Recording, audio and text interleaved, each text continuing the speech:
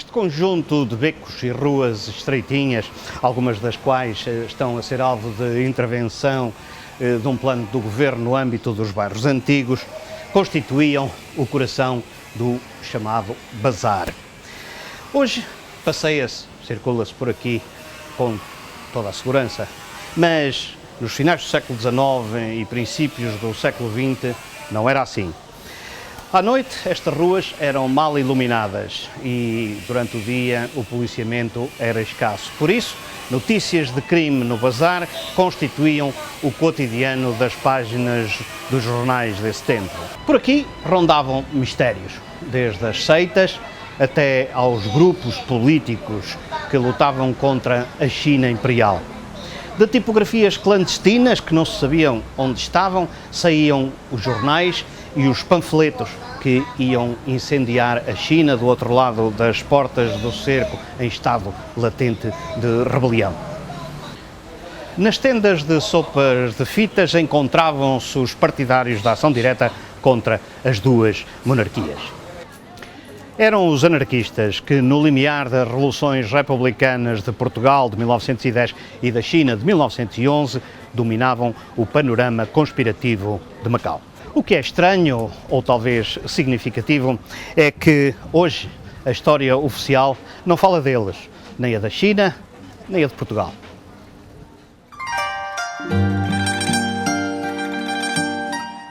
A presença dos anarquistas portugueses em Macau faz-se sentir em 1908, quando soldados, cabos e sargentos da Marinha e do Exército levam a cabo uma sublevação coordenada nas suas unidades.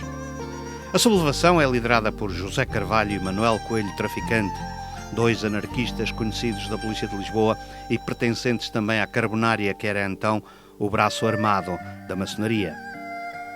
Os dois acabariam presos e deportados para Timor. Os anarquistas portugueses estavam em contato com os seus camaradas chineses que, liderados por Liu Sifu, tinham acabado de formar o grupo chinês de assassinos. Este grupo terrorista visava assassinar os principais dirigentes do Império, tendo o próprio Liu Sifu levado a cabo um atentado contra o comandante naval da província de Guangdong. O atentado correu mal. O almirante escapou apenas com alguns ferimentos e Liu Sifu acabaria por ficar também ferido, sendo preso em seguida. Mas quem era Liu Sifu? Well, Liu Shifu was born in Xiongsan, in Zhongshan-shi, Sheki, that place, from a very prominent provincial family, a middle-class family. He was trained in the Chinese classics and did very well in the initial exams. Subsequent exams, he did not do well, possibly out of his own initiative, but he was trained in the Chinese classics. This would have been in 1903-04. And then in late 1904, 1905, he went up to Tokyo. And in Tokyo, he met those individuals involved eventually in setting up the Sun Yat-sen's Tongmenghui, the Revolutionary Alliance, the Tongmenghui, which became the core of Sun Yat-sen's revolutionary activity. And in Tokyo at the time, the Tongmenghui had a number of anarchists there. They were learning how to make explosives, how to make bombs. They were tracking the anarchist movement that was ongoing in Russia at the time. And Liu Shifu in Tokyo between 1905 and 1906 became an anarchist. And when he returned to Guangzhou in the summer of 1906, he set up an assassination squad.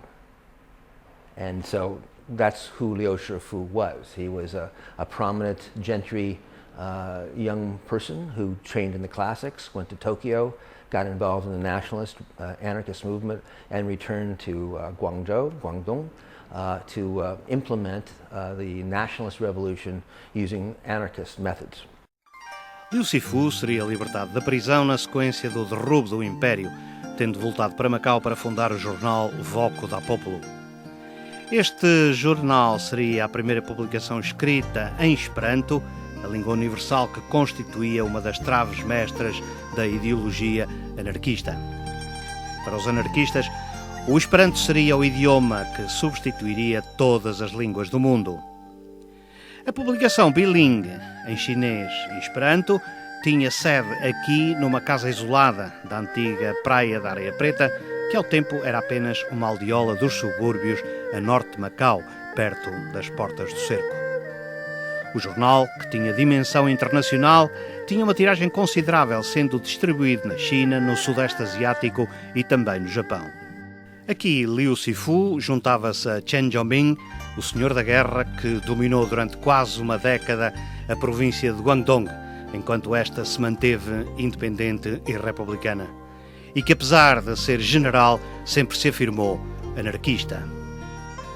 Wang Jingwei, outra das grandes figuras do anarquismo chinês que viria a cair em desgraça já durante a Segunda Guerra Mundial, quando se bandeou com os japoneses, estava também em Macau, que era então e seria, até aos anos 20 e à formação do Partido Comunista da China, uma das capitais secretas do movimento anarquista internacional. As in any country, small or large, the international political movements take place, whether that's Macau or Portugal or China or the United States. Anytime a significant political movement takes place, most of the time, very often, it's connected to a larger international movement of one sort. And from the anarchists in China, their own words, their own biographies, they are reported to be part of the international anarchist movement, and that would seem to be an undisputable fact. You can go to Krebs's book on Liu Shifu that was done some years back, and he says specifically that Liu Shifu was in contact with the international anarchist movement.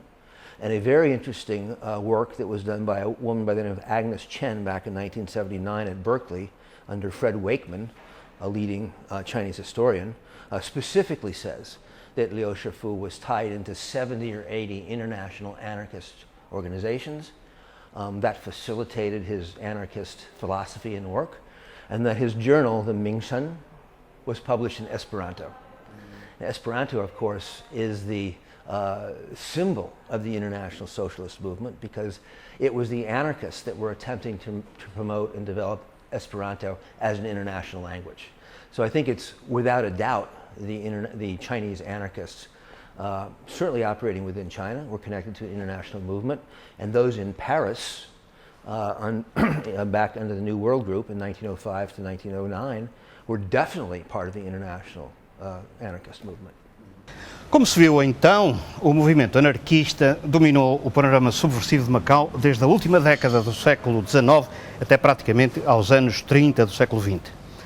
No entanto, na bibliografia local, que fala extensamente de liberais, republicanos e comunistas, não há uma palavra para a presença dos anarquistas.